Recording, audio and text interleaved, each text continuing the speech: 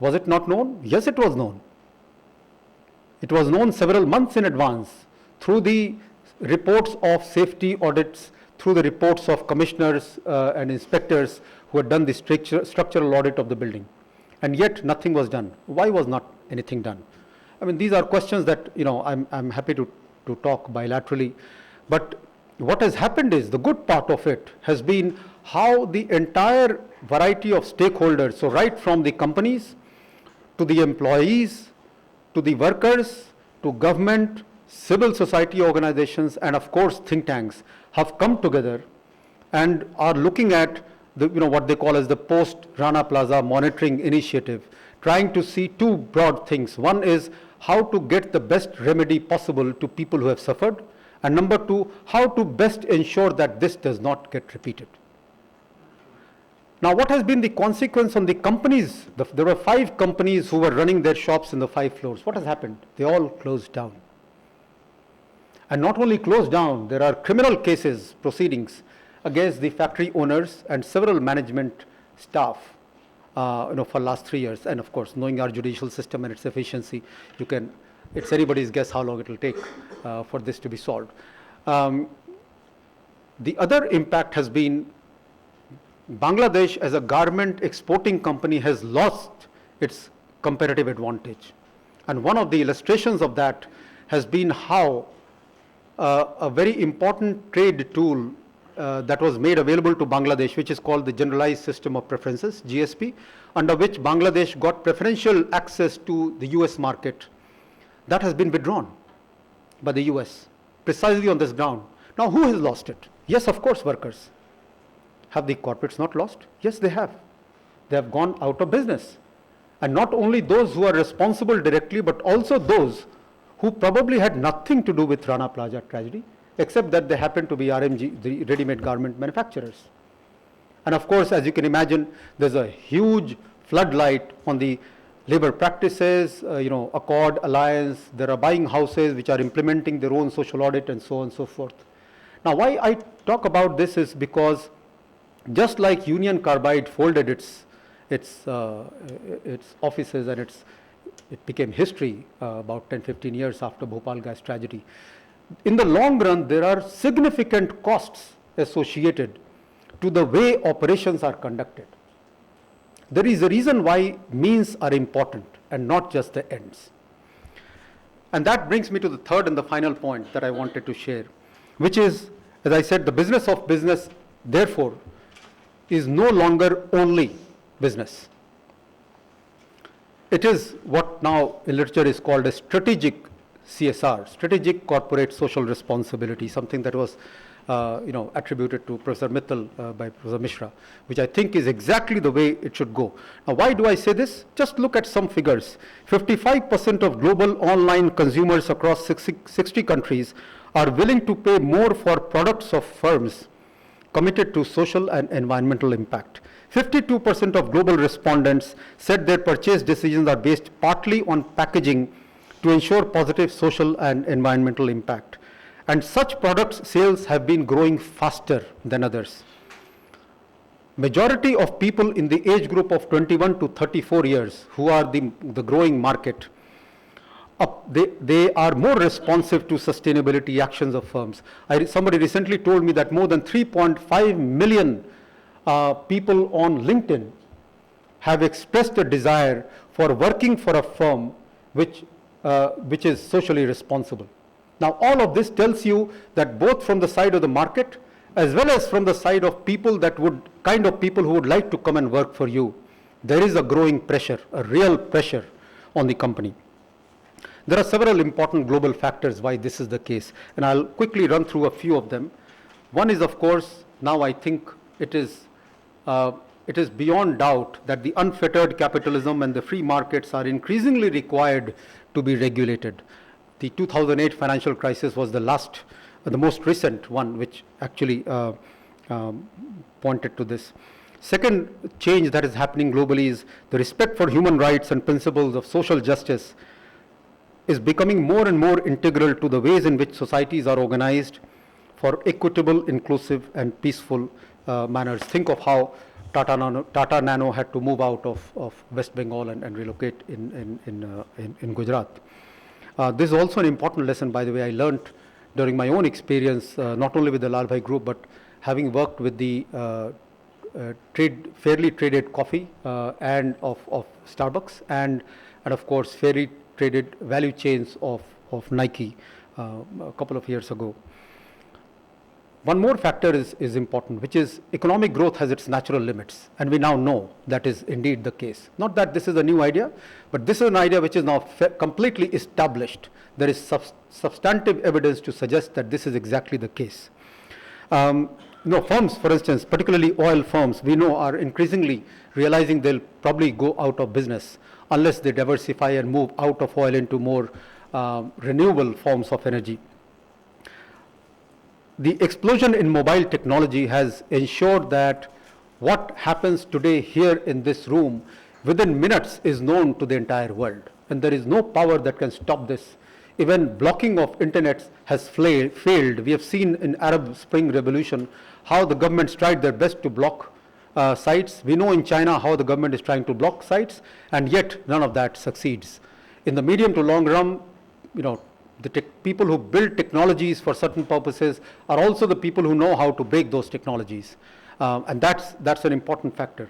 So a mistake done today will be very, very widely known and cannot be contained as it could be in the past. And finally, the entrepreneurship which is getting unleashed in the modern day, one, it's significantly growing, and secondly, there is a lot of social investing that is happening. And that's completely new trend, and businesses will need to respond to that. Let me just conclude by saying that the world has become very, very unequal. And I know that none of this will surprise you. I mean, recent report from Oxfam, for instance, which was released for the World Economic Forum at Davos, suggested that 5 years ago, there were 388 people, only 388 people, less than 400 people in the world who owned as much wealth as the bottom 50% of the world. This is 5 years ago. Last year, that number declined to 62. Only 62 people today own as much wealth as the bottom half of the world's population. This is not a sustainable business model, no matter what we do. And there are anecdotal evidence I'm sure each one of us can provide about how this inequality has been not only growing, but actually worsening and becoming more and more, and kind of intruding more and more into kind of showing up more and more in crimes and the other aspects of society. The average daily income of the poorest 10% of the people in the world in the last century, 100 years, has risen less than by 1 cent per year. 1 cent per year has been the increment, to use a management language. 1 cent per year has been the increment to bottom 10% of the population in the entire 100 years. That's not a sustainable business model for the world. Something needs to be done. There's something which has terribly gone wrong. Where is the wealth of the rich getting stashed? We all know, and it is estimated that the super rich individuals have stashed a total of $7.6 trillion, which is more than combined GDP of UK and Germany, in offshore accounts. 9 out of 10 companies which are corporate partners in the World Economic Forum have presence in one or the other of tax havens. The wages for garment workers in last 10 years has declined in real terms. Global carbon emissions, the story is exactly the same. The bottom half of the people are are responsible for less than 10% of the emissions, and yet they face disproportionately high share of vulnerability owing to carbon emissions. Now this has to change. I mean, clearly there is something fundamentally wrong with the model of economic growth that we have all been pursuing. I'm always struck by the fact that only 5% of Indians pay income taxes. I feel, that's also just an illustration of the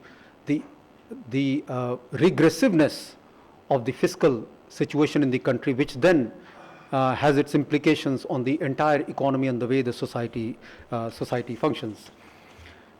Let me conclude by saying that, I must say other thing. The one thing that which has kind of really alarmed me, and at a very personal level I share, is how, when 1.14 lakh crores of bad loans of public sector banks are written off, I feel pained because it's my money that is going in.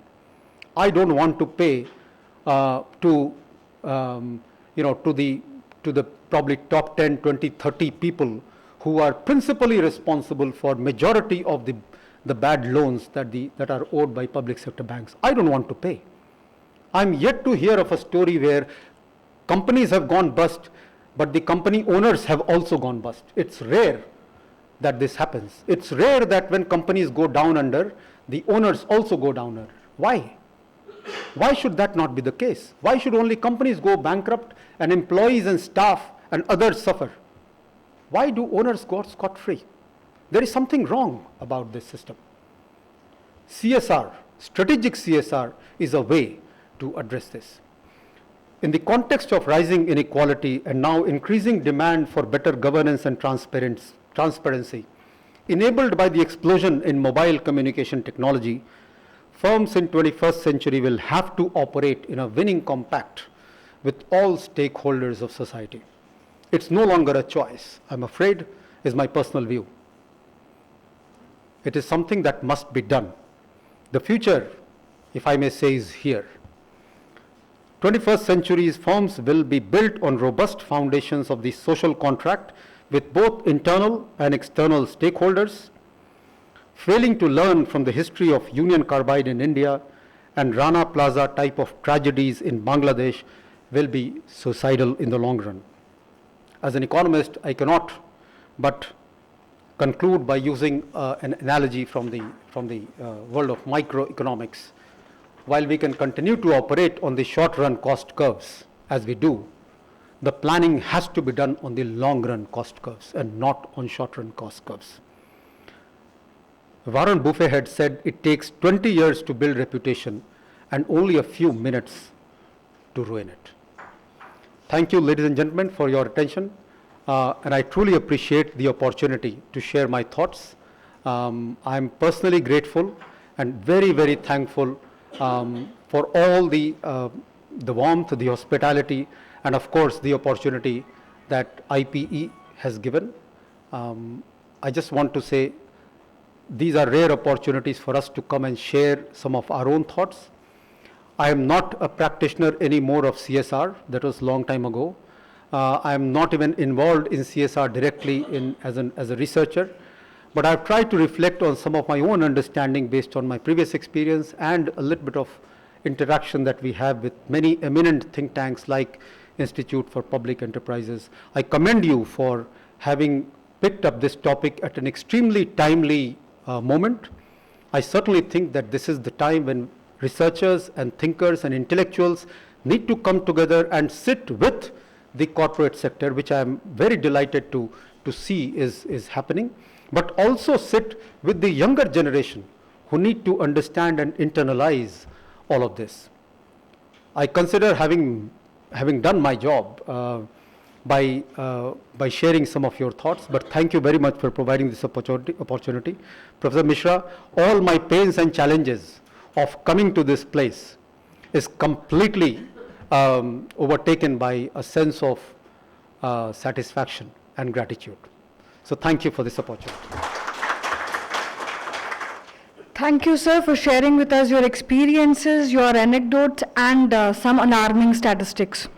Thank you so much for sharing a lot of thoughts which puts us into a set of thinking for the future. I would now introduce our chief guest and invite Madam also to come here and deliver the inaugural address. Mrs. Veena Swaroop is HR Director, Engineers India Limited. She holds a Master's in Business Administration from Lucknow University. She is a hard-code HR with 3 decades of experience in firms like EIL and ONGC. She has handled several responsible and key positions like Head of Performance Management and Benchmarking Group, setting up and handling key roles in ONGC Energy Center. She has also headed the SAP HR project for ONGC, which was the largest project in Asia at that time. She was deputed to MRPL to change as a change agent to initiate aligning the company with public sector requirements. She also had a short stint in the Directorate General of Hydrocarbons as the head of corporate affairs and human resources. She has been associated with several prestigious committees to review various policies with reference to public sector. As Director HR EIL, she has been credited for bringing transformational change in the functioning of EIL through her experience, vision, creative thinking, and has taken EIL to greater heights. We welcome you, ma'am, and I would request you to please come and deliver the inaugural address. Good morning, everybody. At the outset, I'd like to thank Professor Mishra and his team for having given me this opportunity of being amidst all of you. In fact, it's been a long-standing desire of mine to come and visit this institution.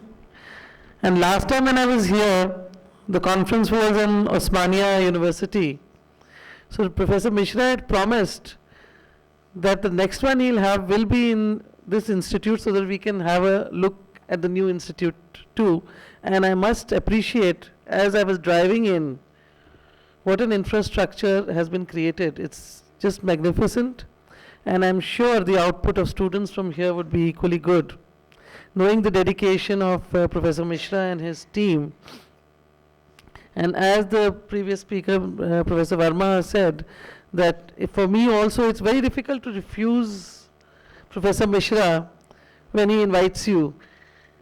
And it's followed with Dr. Sulagna and Poonam Singh also requesting you. So it's something where you have a commitment and you have to be there, but the pleasure is entirely mine, the opportunity is entirely mine, and I'm really very happy to be amidst all of you for an area of CSR which is today really very, very important.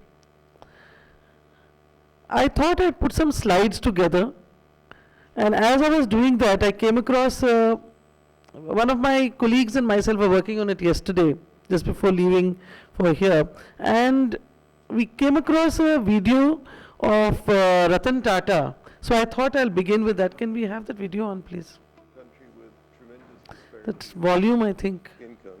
You've got very rich people on the one hand and abject poverty on the other. You have to be sensitive to the fact that this gap cannot continue to widen while there's a large discontented number of people who are looking at the inequities of the environment as they see it.